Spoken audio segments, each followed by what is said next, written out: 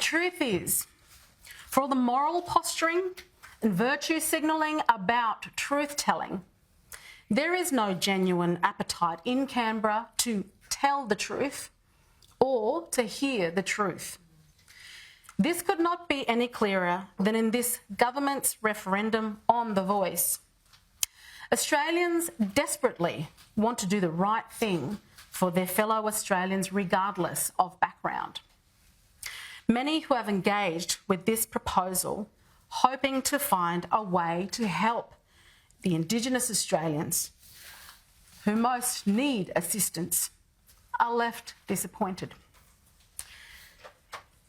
They are left with the falsehoods, misleading information and promises that can't be kept and should never have been made. The voice is flawed in its foundations.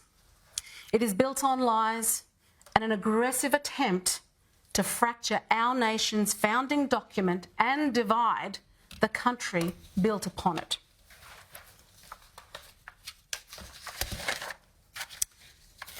That division has now seen the No campaign branded as being base racism and sheer stupidity, when in fact, what would be racist is segmenting our nation into us and them.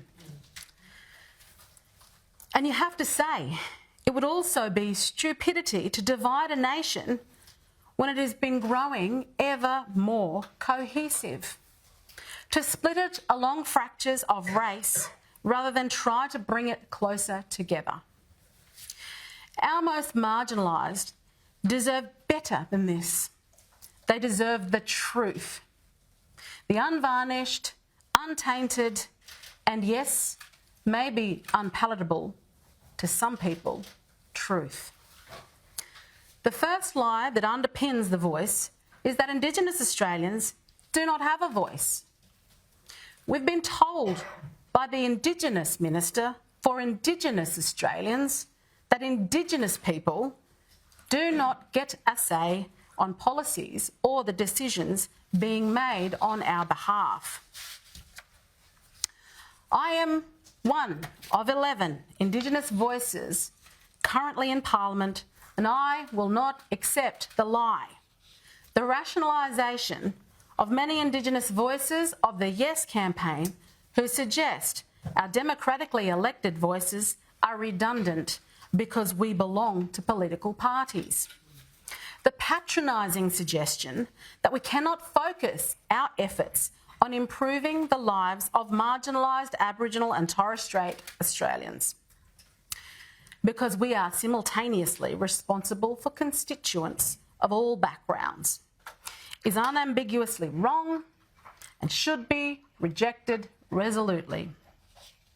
It is a suggestion that is offensive not only to me, but my coalition colleague, Senator Karen Little, but to all representatives that are of Indigenous heritage in federal Parliament. It has been argued by the advocates of the voice that such a concept has never been undertaken before.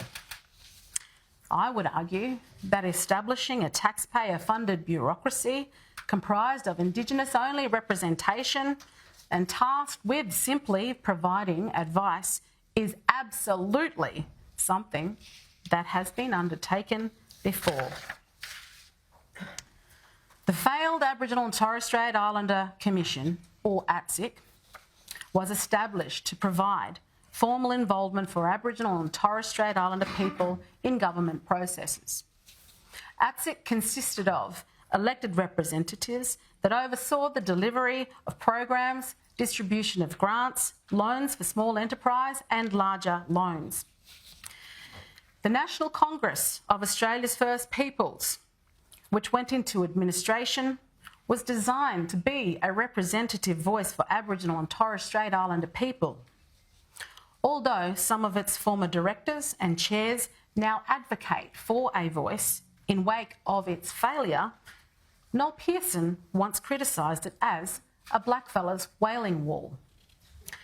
The only difference between the voice and organisations like these is that we are being asked by a few elites to enshrine it within our Constitution, without even knowing its functions or powers.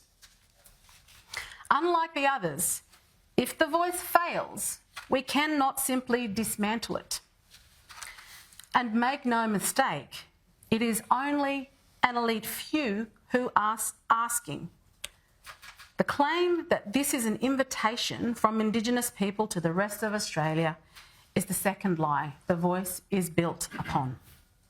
To say this has come from First Nations people plays into backwards, neo-colonial, racial stereotyping, suggesting that all Aboriginal people think the same, feel the same, and want for the same things.